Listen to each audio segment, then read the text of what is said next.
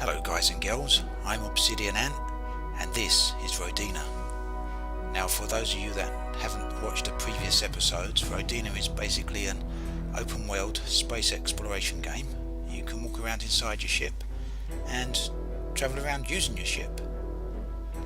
In the previous episode we explored a couple of asteroids and I managed to find an engine upgrade which allowed us to expand our travelling capabilities.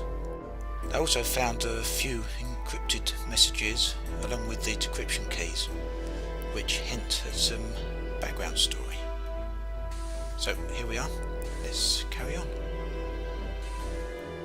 So many rooms. Okay, back to the front end of the ship again. I do actually want to see what's right at the very front. Oh, it was the drive, wasn't it?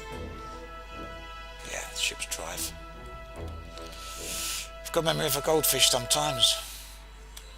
So let's go around the other side of the meteor here. See what we've got. The ship really seems to spin. I've got to try and keep the HUD icon central.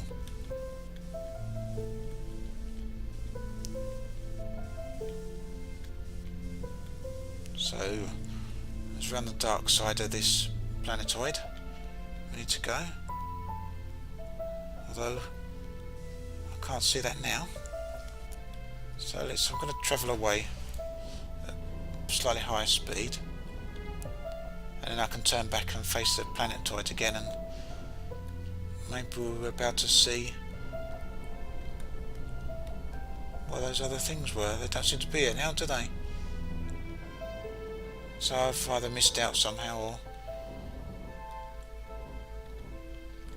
perhaps this is rotating. That's just where I took off from, isn't it? But I landed on the light side of the moon originally.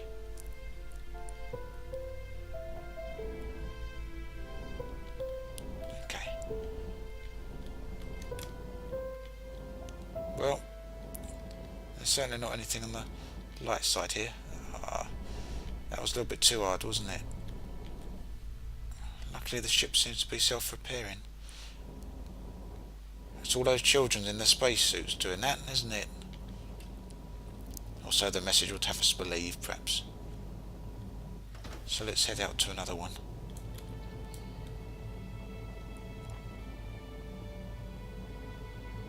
I did read that you can actually land on planets at some point, so maybe I'll get another drive upgrade eventually, because this is maximum speed now, so I might eventually get another drive upgrade, allow me to travel a little bit faster and towards some planets. So we've got another planetoid coming up here, or asteroid.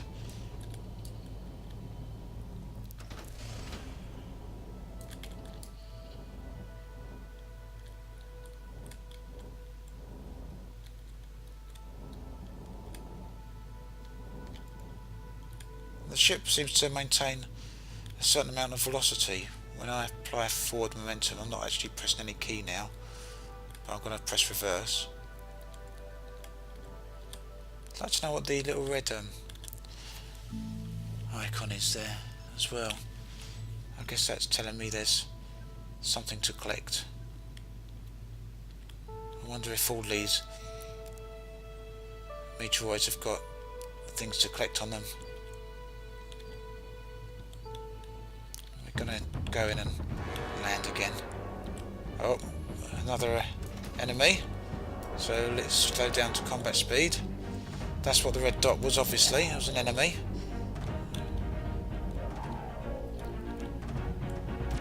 I'm not sure how I fire the missiles, but we'll take him out with the yellow bullets, as we did before. Hopefully. Unless he takes us out first. Got him. Yep, he's gone. Right, let's land on the asteroid again. And we'll see what there is to see.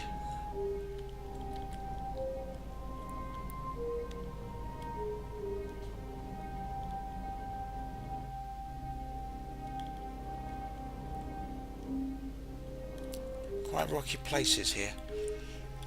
Very barren. But the details are quite nice.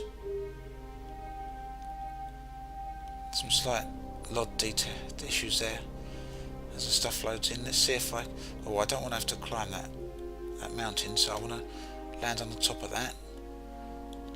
Let's see if I can do this without flipping the ship again.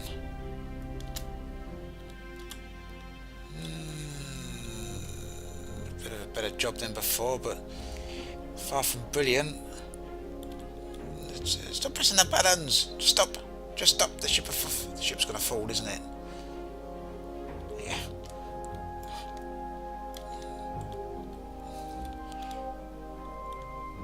Gosh, I hope there's not many people in the back of this ship in their stasis cabins. Then again, who knows? Maybe this is just the I can't land because I'm landing at the wrong speed. When will I learn? You knew that, didn't you guys? All part of the learning process.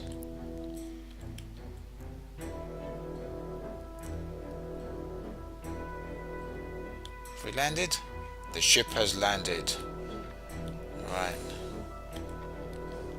Let's go see what we can see.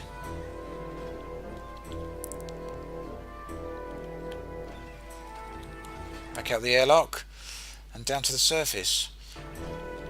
No gravity here's. No! That was the whole reason I wanted to land on top of the mountain. That was close.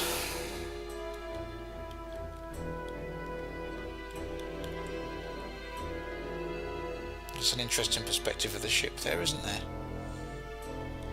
Slightly guitar shaped. So what have we got here?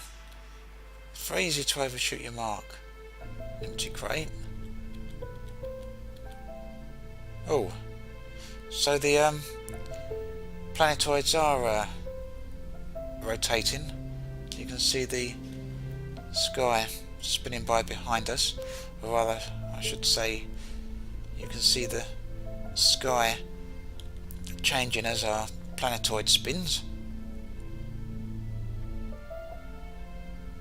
It's a nice touch, I like that.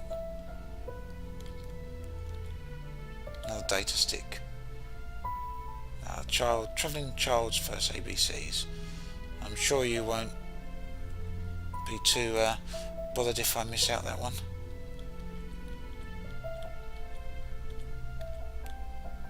Another decryption key. This will allow you to read more of the encrypted communications on the FTL. So I gather we need one of those keys per message. Hence the fact I'm finding multiple keys. So that looks like everything. Oh no, there's some more there. Missile ammo. And what's down there? I'd like some sort of gravity boots to keep flying around it out here. I do wonder if there's anything else out on these planetoids that don't actually highlight up.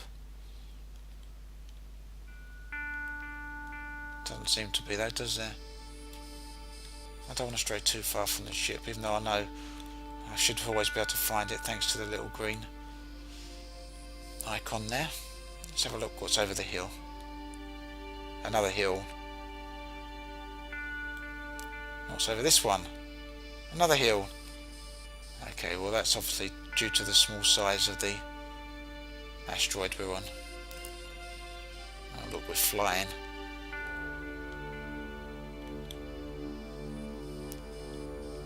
Let's get back to the ship and have a look at one of those encrypted messages.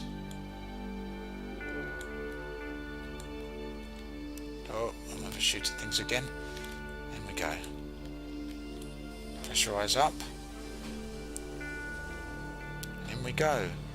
So the communications panel was in this room, wasn't it? No. Must have been in this room. Those doors seem to be shutting now.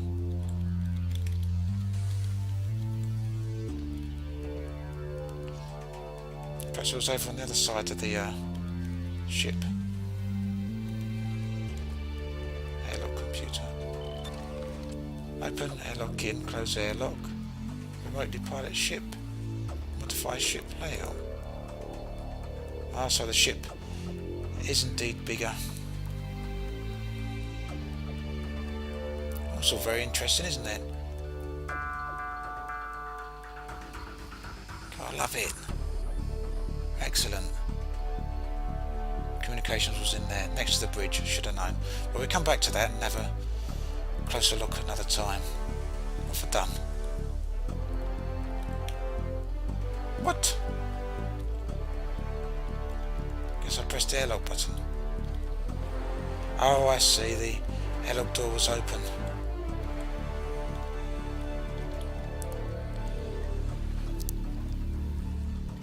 So the communication room was here, wasn't it? Communications panel, pilot wave radio.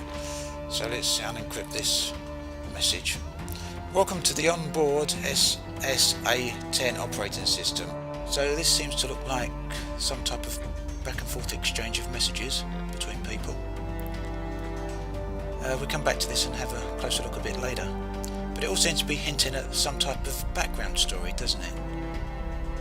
Potentially with refugees from maybe a planet or a destroyed planet kept in stasis aboard the ship, and maybe we've got to try and find them a new home.